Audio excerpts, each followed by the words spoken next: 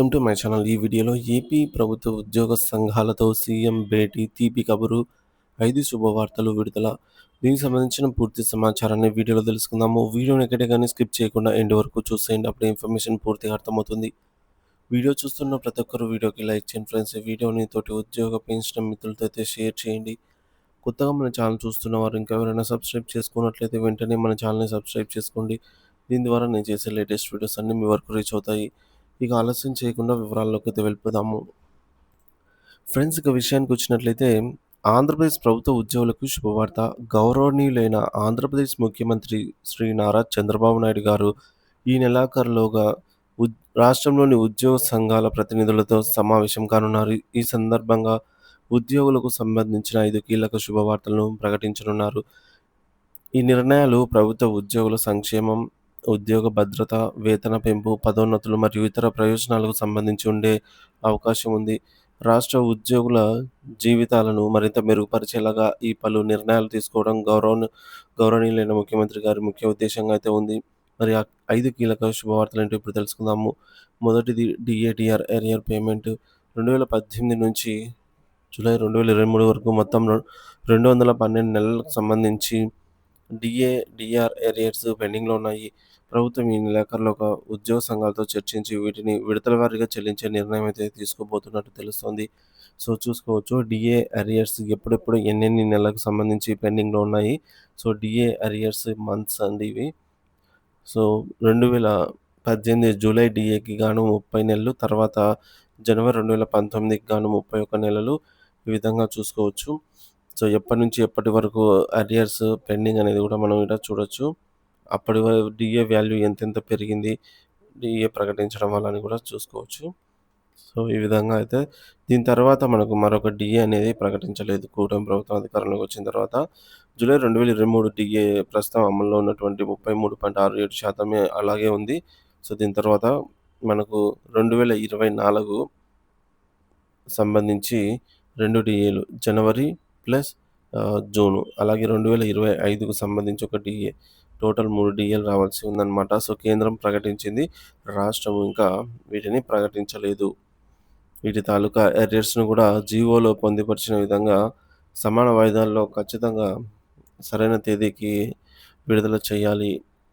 AP ఉద్యోగుల పెన్షనర్ల మొత్తం DADR arrears వివరాలు చూసుకున్నట్లయితే డిఏడిఆర్ బకాయిలు మరియు చెల్లింపుల వివరాలు. ప్రస్తుత ఆర్థిక పరిస్థితులను దృష్టిలో ఉంచుకొని ప్రభుత్వం ఒకేసారి కాకుండా విడతల వారీగా ఈ బకాయిలను విడుదల చేయనుంది. ఇందుకోసం ప్రతి నెల 4,000 నుంచి 5,000 కోట్ల రూపాయలను కేటాయించే అవకాశం ఉంది. బేసిక్ పే ఆధారంగా డిఏడిఆర్ బకాయిలు.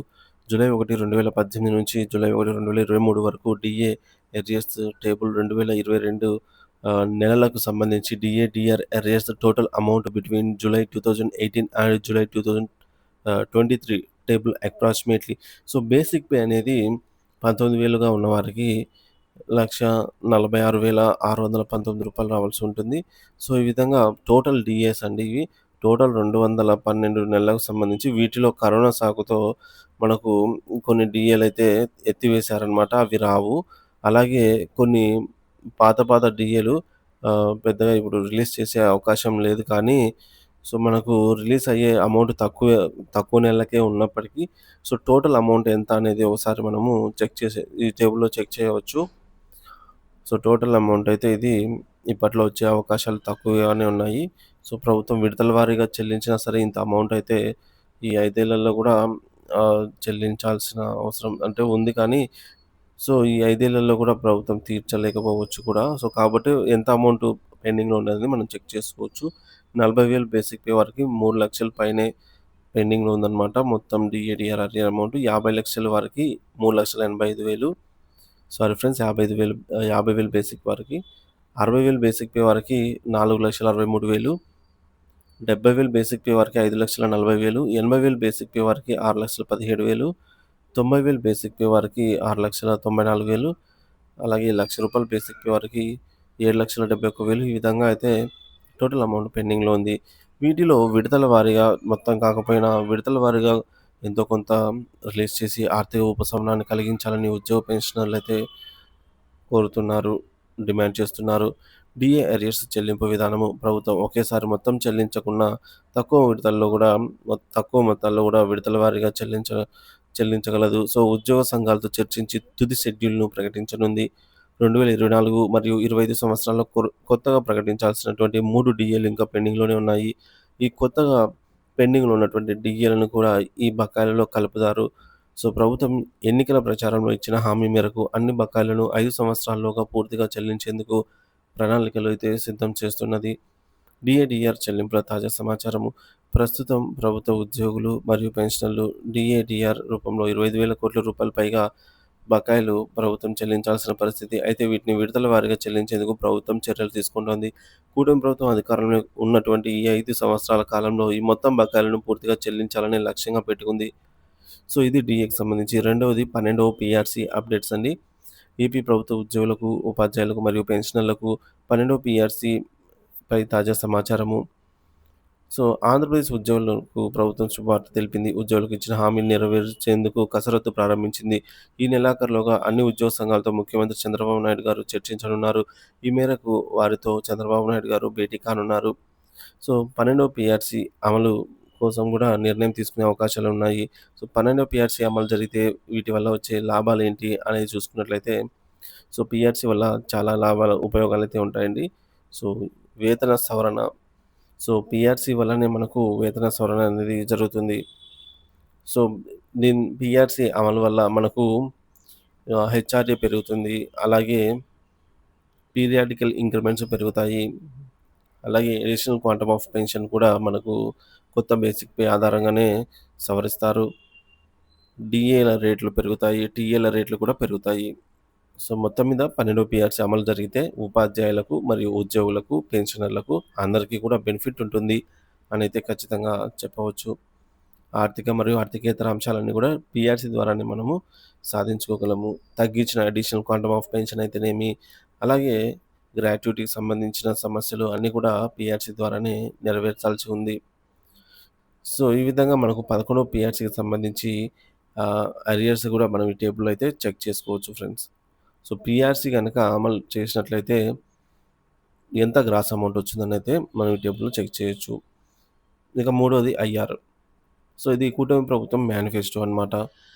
ఇందులో ఉద్యోగులు, పెన్షనర్స్ కోసం ఇచ్చినటువంటి పాయింట్స్‌లో మనకు ప్రభుత్వం, కూటమి ప్రభుత్వం వచ్చిన వెంటనే ఐఆర్ ప్రకటిస్తామని మేనిఫెస్టోలో ప్రకటించడం జరిగింది. సో, కూటమి ప్రభుత్వం అధికారంలోకి వచ్చి దాదాపు సంవత్సరం కావస్తుంది. సో, వెంటనే ఐఆర్ అయితే ఉద్యోగులకు మధ్యంతర వృత్తి ప్రకటించాలి. ఐఆర్ టేబుల్ అండి. ఒకవేళ 30%తో ఐఆర్ ఇచ్చినట్లయితే ఎంత బేసిక్ వారికి ఎంత అమౌంట్ వస్తుందని చూడొచ్చు. 20,000 బేసిక్ వారికి 6,000 అదనంగా రావడం జరుగుతుంది. సో, పీఆర్సీ ఇచ్చే క్రమంలో లేట్ అయ్యే ఛాన్స్ ఉంది కాబట్టి ఈ యొక్క నష్టాన్ని భర్తీ చేస్తూ ఐఆర్‌ని అయితే ప్రకటిస్తారు. సో, 30,000 బేసిక్ పే వారికి 9,000, 40,000 బేసిక్ పే వారికి 12,000 అదనంగా, 50,000 బేసిక్ పే వారికి 15,000 అదనంగా, 60,000 బేసిక్ పే వారికి 18,000 ఈ విధంగా వారి వారి బేసిక్‌ని బట్టి ఈ మధ్యంతర భృతి ఇంటీరియం రిలీఫ్ అనేది పెరుగుతూ వస్తుంది. సో, దాని తాలూకా టేబుల్‌ని అయితే మీరు పాస్ చేసి చూడవచ్చు. సో, ఇక ఇది మూడవ అంశం. నాలుగవ అంశం అండి. Pending bill payment status. 11వ పీఆర్సీ బకాయిలు 2018 నుంచి పెండింగ్‌లో ఉన్నటువంటి డీఏ బకాయిలు చెల్లించేలాగా అయితే ప్రభుత్వం చూడాలి. ఈ సందర్భంగా ఉద్యోగుల భేటీ సందర్భంగా ఈహెచ్ఎస్ ద్వారా క్యాష్‌లెస్ ట్రీట్‌మెంట్ సకాలంలో అందరికీ అందేలాగా, అలాగే కూటమి ప్రభుత్వం ఇచ్చిన హామీ మేరకు ఐఆర్, 12వ పీఆర్సీ అమలు, రిటైర్మెంట్ బెనిఫిట్స్‌ను, అలాగే బహుళ సంఘాల సభ్యత్వాలను కూడా ప్రభుత్వమే రద్దు చేయాలి. వీటన్నిటిపై అన్ని జిల్లాల హెడ్ క్వార్టర్స్‌కు 16% హెచ్ఆర్ఏ ప్రకటిస్తూ ఉత్తర్వులు విడుదల చేయాలి. అలాగే గత ప్రభుత్వ హయాంలో తీవ్రంగా నష్టపోయిన ఉద్యోగ వర్గానికి న్యాయం చేయాలి. ఉద్యోగుల దీర్ఘకాలిక సమస్యల పరిష్కారానికి ప్రభుత్వం చొరవ చూపాలి. గత ప్రభుత్వ హయాంలో ఉద్యోగులు, పెన్షన్లు తీవ్రంగా నష్టపోయారు. ప్రధానంగా 11 పీఆర్సీ, రివర్స్ పీఆర్సీ ద్వారా గతంలో సంపాదించుకున్నటువంటి రాయితీలు కూడా కోల్పోయామని ఉద్యోగులు కూటమి ప్రభుత్వాన్ని అధికారంలోకి వచ్చినందున ఉద్యోగ వర్గం అంతా ఎన్నో ఆశలతో ప్రభుత్వంపై ఆశలు పెట్టుకున్నారని, ఉద్యోగుల ఆశలకు అనుగుణంగా దీర్ఘకాలంగా పరిష్కారం కాని ఆర్థికేతర సమస్యల పరిష్కారానికి ప్రభుత్వం వెంటనే ప్రత్యేక చొరవ తీసుకొని సమస్యలు పరిష్కరించే దిశగా వెంటనే చర్యలు తీసుకోవాలి. పెన్షనర్ల సమస్యలు 2014 నుంచి 19లో గత తెలుగుదేశం ప్రభుత్వ హయాంలో సంపాదించుకున్నటువంటి అడిషనల్ క్వాంటమ్ ఆఫ్ పెన్షన్‌ను గత వైసీపీ ప్రభుత్వం కోత వేసి 11వ పీఆర్సీలో రివర్స్ పీఆర్సీలో తగ్గించినందున ఈ ప్రభుత్వం తిరిగి పాత స్లాబ్‌లను పునరుద్ధరించి రాష్ట్రంలో ఉన్న సుమారు 4,00,000 మంది పెన్షనర్లకు న్యాయం జరిగేలాగా చూసి వృద్ధులను ఆదుకోవాలని డిమాండ్. ఇక ఉద్యోగుల హెల్త్ కార్డులు గత 10 సంవత్సరాలుగా పూర్తి జబ్బుతో పనిచేయకుండా పోయినటువంటి ఉద్యోగుల, పెన్షనర్ల హెల్త్ కార్డులు తిరిగి పనిచేసేలాగా తగు చర్యలు తీసుకోవాలని ఈహెచ్ఎస్ స్కీమ్ కోసం ప్రతి నెల మా జీతాల్లోంచి 250-300 వరకు డబ్బులు రికవరీ చేసుకొని కూడా ఎవరికి ఉపయోగకరంగా ఈ హెల్త్ స్కీమ్‌లు లేనందున తక్షణ చర్యలు చేపట్టి ఈ స్కీమ్ ప్రధాన ఉద్దేశమైనటువంటి క్యాష్‌లెస్ ట్రీట్మెంట్‌ను ప్రతి ఉద్యోగి, పెన్షనర్‌కు అందేలాగా చర్యలు తీసుకోవాలని డిమాండు. అలాగే మహిళా ఉద్యోగులకు కేంద్ర ప్రభుత్వ మహిళా ఉద్యోగులతో సమానంగానే చైల్డ్ కేర్ లీవ్స్ ఇవ్వాలి. సో, ప్రస్తుతం రాష్ట్రంలో మహిళలకు ఇస్తున్నటువంటి చైల్డ్ కేర్ లీవ్స్ 6 నెలలు. సో, దీన్ని కాస్త కేంద్ర ప్రభుత్వ ఉద్యోగులతో సమానంగా అంటే కేంద్ర ప్రభుత్వ మహిళా ఉద్యోగులకు 2 సంవత్సరాల వరకైతే ఇస్తున్నారు. సో, దీన్ని ఈ విధంగా పెంచేదానికి చర్యలు తీసుకోవాల్సిన అవసరమైతే ఉంది. ఇక ఐదో డిమాండ్ అండి. సో, ఐదవ శుభవార్త ఖాళీలు భర్తీ, కారుణ్య నియామకాలు, రెగ్యులరైజేషన్ ప్రక్రియ. కాంట్రాక్ట్ మరియు ఔట్‌సోర్సింగ్ ఉద్యోగుల సమస్యలు. గత ప్రభుత్వ హయాంలో కాంట్రాక్ట్ ఉద్యోగులందరినీ రెగ్యులరైజ్ చేస్తామని హామీ ఇచ్చి కేవలం కొంతమందిని ప్రధానంగా ఆరోగ్య శాఖ మరి కొన్ని ఇతర శాఖల్లో వారిని మాత్రమే 2023 యాక్ట్ 30 ప్రకారంగా క్రమబద్ధీకరణ చేశారు గత ప్రభుత్వ హయాంలో. సో, విద్య మరియు ఇతర శాఖల్లో పనిచేసే కాంట్రాక్ట్ ఉద్యోగులను నేటికి క్రమబద్ధీకరించలేదని, కనుక మిగిలిపోయిన కాంట్రాక్ట్ ఉద్యోగులను వెంటనే క్రమబద్ధీకరించాలి అనే డిమాండ్.